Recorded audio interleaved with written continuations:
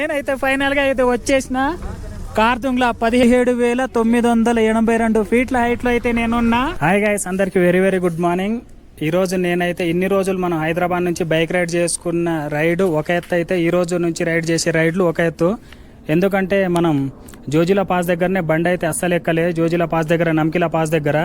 కానీ ఈ రోజు అయితే కార్తుంగ్లా వెళ్తున్నా, మన నూబ్రా వ్యాలీ డిస్ట్రిక్ట్ అటు సైడ్ ప్యాంగాంగ్ లేకు అయితే. ఇంకా రోడ్స్ అయితే ఇంకా డేంజర్గా ఉంటాయి ఘోరంగా. మన జోజిలా పాస్ దగ్గర అయితే కిందికి దిగి బండిని అయితే ఒకటో గేర్లేసి ఇట్లా నెట్టుకుంటే ఎక్కించిన. ఈరోజు దానికంటే హైట్స్ అయితే ఉంటాయి కొండలు. ఇక్కడ నుంచి అయితే స్టార్ట్ అవుతున్నా. వీడియో ఎక్కడ స్కిప్ చేయకుండా చూడండి, వీడియో అయితే క్రేజీగా ఉంటుంది. ఇగో వీళ్ళది బీహార్, నేను ఇగో ఇక్కడే ఉన్నా, ఈ హోటల్లోనే ఉన్నా, కుందన్ బాయ్. నేను మా రూమ్ దగ్గర నుంచి స్టార్ట్ అవుతున్నా. ముందైతే పెట్రోల్ బంకులు ఉండవు, మనకైతే జస్ట్ ఒక 2 పాయింట్స్ తక్కువనే, అయినా కూడా మనం ఇక్కడ పెట్రోల్ కొట్టించుకోవాలి. వాతావరణం అయితే అస్సలు ఏం బాగాలేదు. మనకు పైన ఎలో చేస్తారో లేకుంటే ఎలో చేయకుండా మళ్ళీ వాపస్ పంపిస్తారో ముందుకు వెళ్ళిన తర్వాత అర్థమవుతుంది మనకు. కార్తుంగ్లా 39 కిలోమీటర్లు, అండర్ 126, తుర్తుక్ 203. మనమైతే కార్తుంగ్లా వరకు 39 కిలోమీటర్స్, కానీ గంట ఎక్కువనే పడుతుంది నాకు. చూస్తూనే ఉండండి. లే సెంటర్లో ఈ విగ్రహం మహారాజా సింగ్. ఇక్కడ ఒక పెట్రోల్ బంక్ ఉంది, ఫుల్ ట్యాంక్ చేపిస్తే పని అయిపోతుంది. మళ్ళీ ఎక్కడ పడితే అక్కడ దొరకవు మనకు.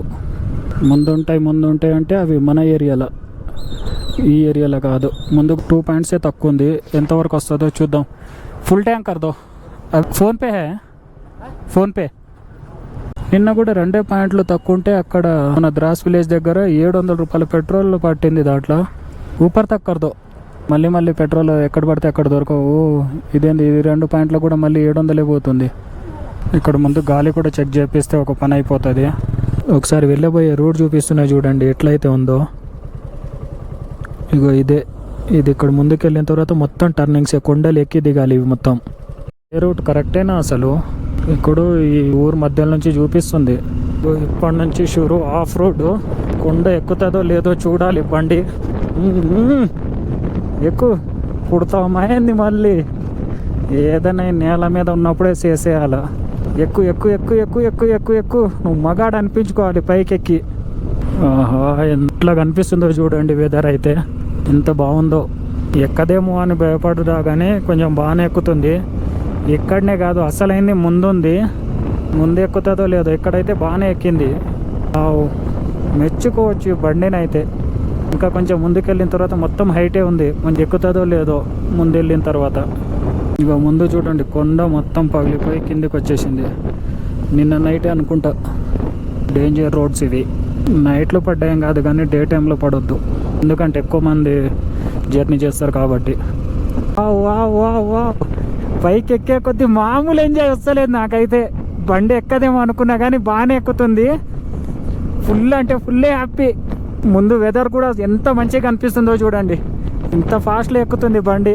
నిన్న అసలు జోజిలా పాస్ దగ్గర అయితే అసలు ఎక్కలే, కిందికి దిగి నడుచుకుంటూ ఎక్కించిన బండిని. ఇక్కడ అంత రిస్క్ ఏం లేకుండా సింపుల్గా ఎక్కుతుంది. కొంచెం చలిగా ఉంది, పైకి ఎక్కే కొద్ది చలి ఎక్కువైతుంది. ఒకసారి పైనుంచి వ్యూ చూడండి, కింద రోడ్స్ ఎట్లయితే కనిపిస్తున్నాయో దూరంగా. పైనుంచి అంత క్లారిటీగా ఏం కనిపిస్తలేవు కానీ సూపర్గా కనిపిస్తుంది. ఫస్ట్ వ్యూ ఆఫ్ ది లే. ఇగో పైనుంచి వ్యూ, లే టాప్ వ్యూ.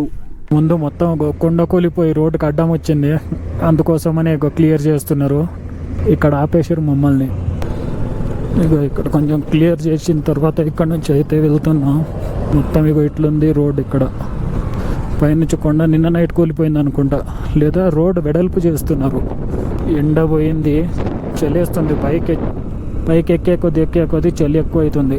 ఇంకో పైన మంచు కొండలు కనిపిస్తున్నాయి చూడండి. టాప్ వరకు వెళ్ళాలి మనం. ముందు బండ్లన్నీ ఇక్కడ రైడర్స్ అందరు ఇక్కడ ఆగారు ఫొటోస్ వీడియోస్ తీయడానికి. అదే టాప్ వ్యూ. ఇక్కడ నుంచి మస్తు వస్తాయి ఫొటోస్ వీడియోస్. ఇంకొంచెం దూరం అయితే మనం టాప్లోకి వెళ్ళిపోతాం. టాప్లో కూడా ఇంత స్పీడ్గా వెళ్తుందని అస్సలు అనుకోలే నేను. బండి ఇంత ఫాస్ట్ వెళ్తుందో చూడండి 3rd గేర్లో. టాప్ ఇంకొక 7 కిలోమీటర్లు ఉంది ఇక్కడ నుంచి. అంటే ఇంకొక 2-3 కొండలు ఎక్కి దిగాలనుకుంటా. ఇంత పైకి కూడా ఇంత ఫాస్ట్ వెళ్తుందని అస్సలు అనుకోలే. ఎక్కదా అనుకున్నా కానీ బాగానే ఎక్కుతుంది ఈరోజు.